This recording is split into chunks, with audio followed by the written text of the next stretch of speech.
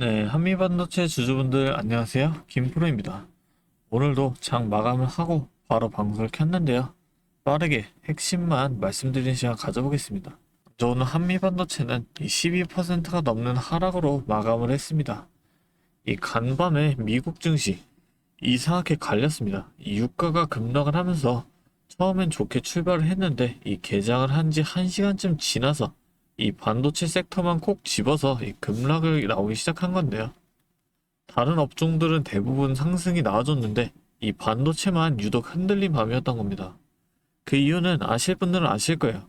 이 엔비디아가 오픈 AI 데이터 센터의 이 사용료를 대신 보증해주기로 했다는 이 소식이 나온 건데요. 쉽게 말하면 이 오픈 AI가 앞으로 엄청난 규모의 이 데이터 센터를 쓰기로 약속을 했는데 만약 이 오픈 AI가 그 비용을 감당하지 못하면 이 엔비디아가 대신 책임지겠다고 나선 겁니다. 그렇다면 이게 왜 투자자들 입장에서 불안한 신호로 읽힌 걸까요? 이 지금까지 엔비디아가 잘 팔린 이유는 이 AI 수요가 그만큼 확실하다는 거였는데 그 수요를 만드는 고객사조차 이 스스로 비용을 감당하지 못할 수도 있다는 걸 엔비디아가 인정한 셈이거든요.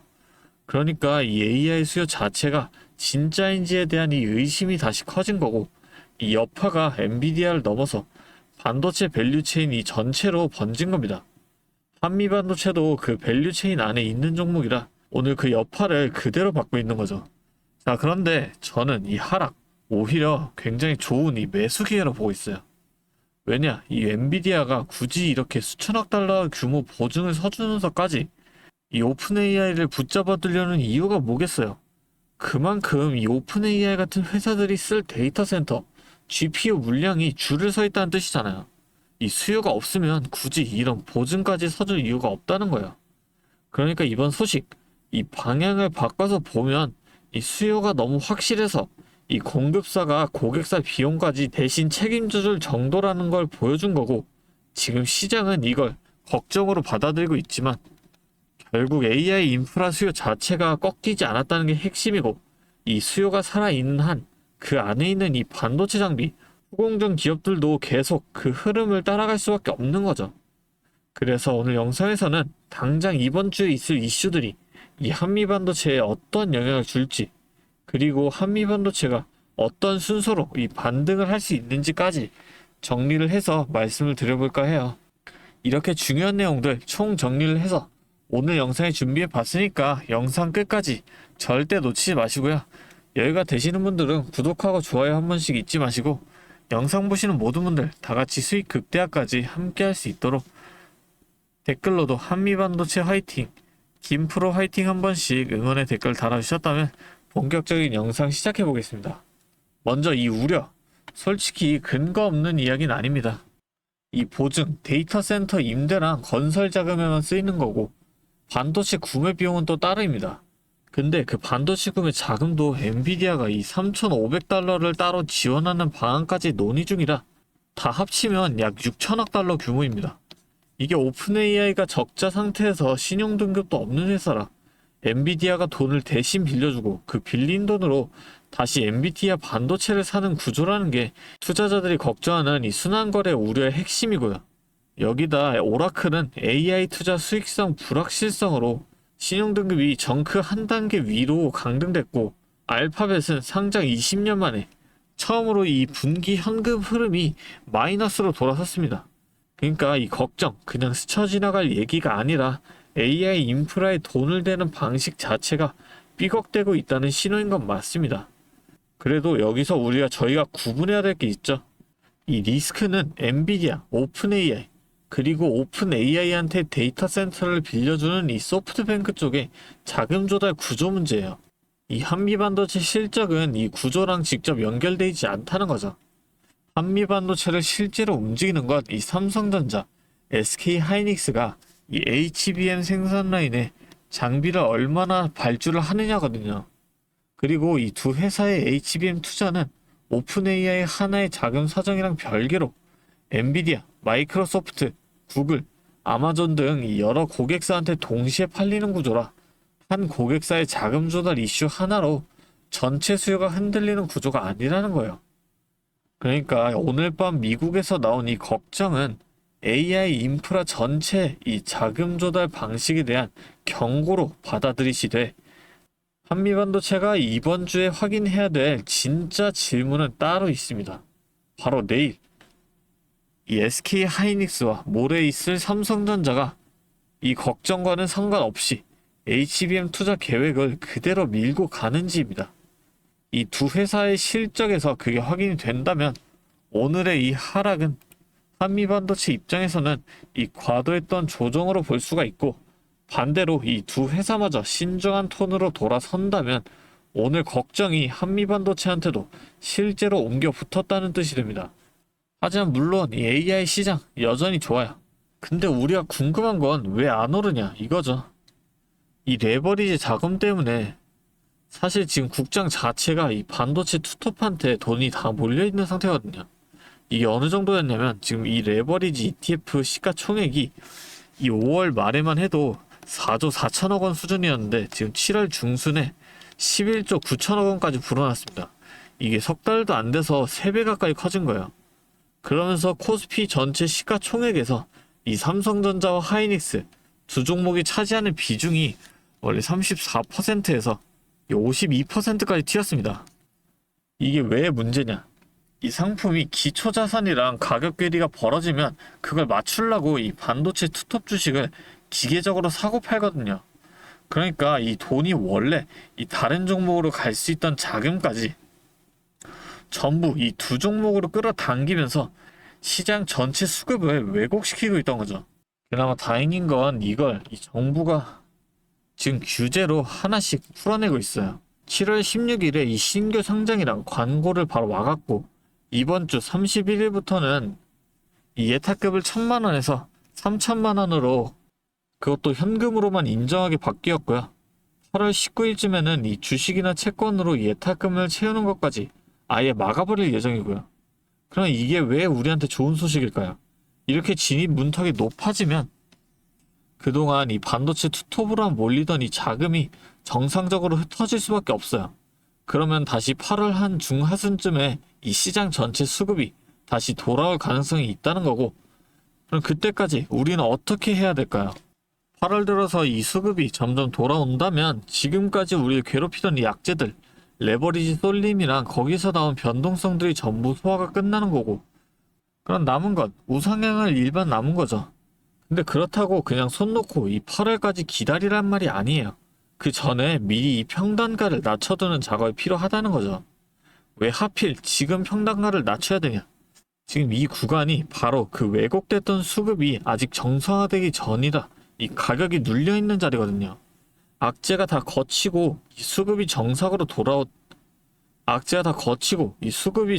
돌아온 다음에 살려고 하시면 그때는 이미 이 눌림 자체가 없어진 뒤잖아요.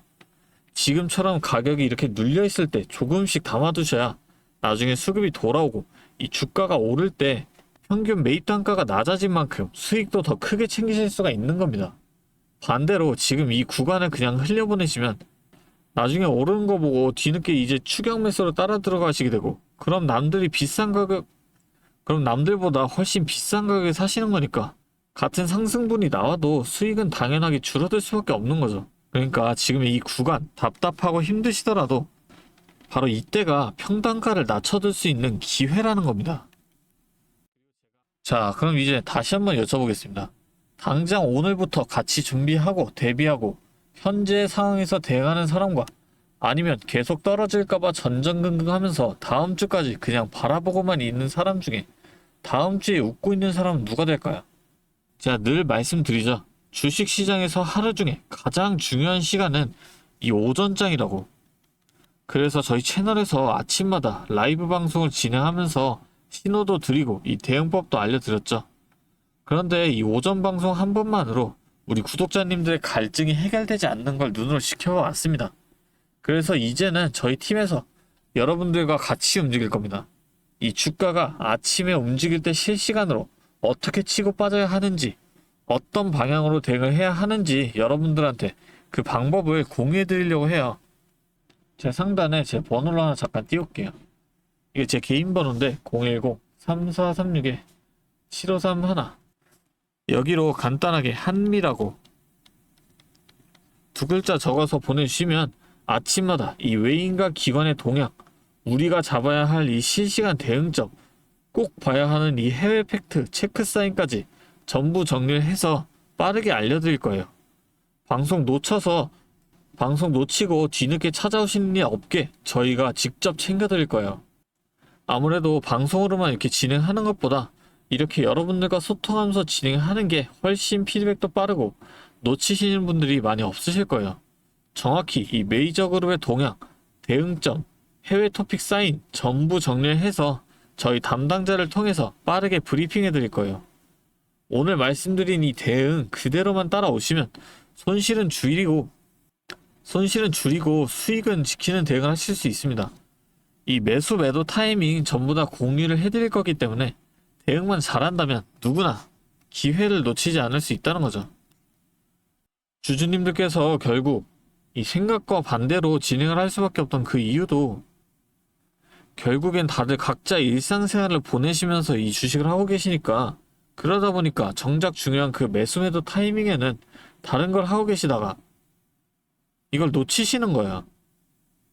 그래서 꼭 필요한 게 옆에서 도움을 줄 수 있는 이 방향을 잡아줄 누군가가 필요하다는 거고, 지금부터라도 저희와 함께 대응을 시작한다면 최소한 손실은 줄이고 이 기회를 놓치지 않고 대응하실 수 있다는 거죠.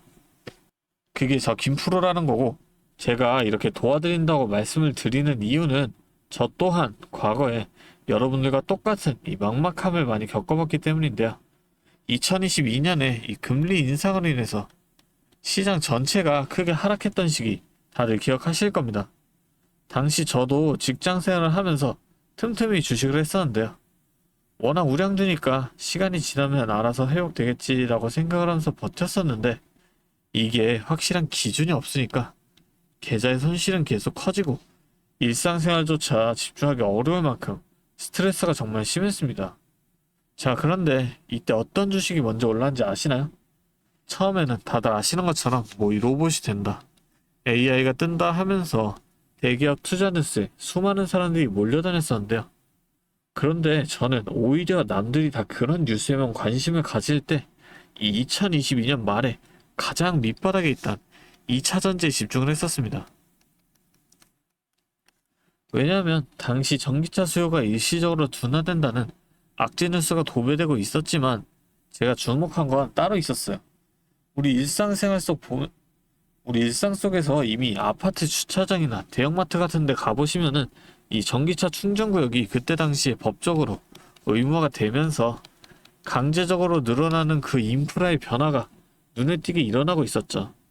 여기에 글로벌 완성차 브랜드들이 내연기관 생산을 전면 중단하겠다는 구체적인 계획들을 잇따라 발표하고 있었고, 전 세계 모든 자동차가 결국 이 배터리로 바뀔 수밖에 없는 건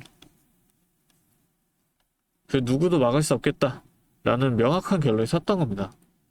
결국 이 배터리에 들어가는 그 핵심 소재를 만드는 기업의 가치는 올라갈 수밖에 없다라고 확신을 했기 때문에, 저는 남들이 다 포기를 할 때 2차 전지 하나에 철저하게 집중을 해서 2023년에 계좌 손실을 메꾸고 빠르게 회복해냈었죠. 하지만 2차 전지가 오른다는 걸 알아도 기업마다 들고 있는 이 기술력들이 다 다르고 주가가 흔들리는 그 등락폭도 전부 다를 수밖에 없잖아요. 그래서 제가 평소에도 이 기업에 대한 분석과 기업의 가치를 판단을 한 다음에 진입을 하셔야 한다라고 말씀을 드리는 겁니다. 지금 이 영상 보시면서 어떻게 해야 할지 걱정하시는 분들의 마음 너무나 잘 압니다. 여러분들은 제가 겪었던 이 시행착오를 좀 피하셨으면 합니다. 마지막으로 지금까지 영상 시청하신 분들을 위해 특별한 이 선물도 하나 준비해 왔으니까요. 지금까지 영상 보신 주주님들만큼은 꼭 놓치지 마시고 함께 챙겨가셨으면 좋겠습니다.